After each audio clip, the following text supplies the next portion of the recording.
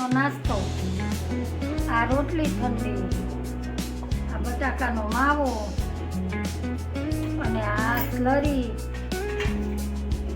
મેંદાનો લોટ અને આ tomato ketchup. હવે એને આપણે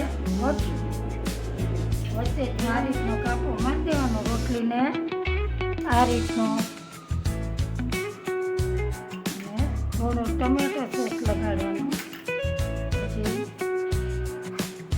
બટાકાનો માવો આપણે બટાકા વડાનો કરીને એ રીતે કરી નાખવાનો, બટાકા બાફી. પછી આ રીતે સ્લરી લગાડી દેવાની ચારે બાજુ.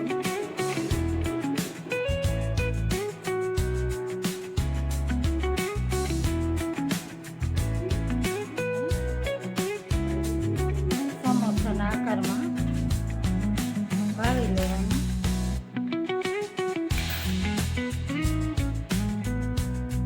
પછી અહીંયા થોડીક સ્લરી લગાડી આપણે પેક કરીશું.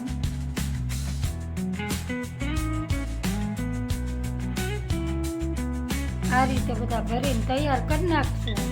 કરી એક પેન મૂકીશું, એમાં આ રીતે વધેલી રોટલીનું સમોસા બનાવેલા મૂકીશું. આ રીતે 1 ચમચી તેલ નાખીશું, 1 ચમચી તેલ.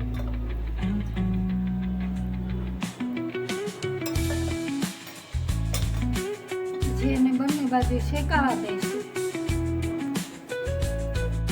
બ્રાઉન ને ક્રિસ્પી થાય ત્યાં સુધી શેકાવા દઈશું.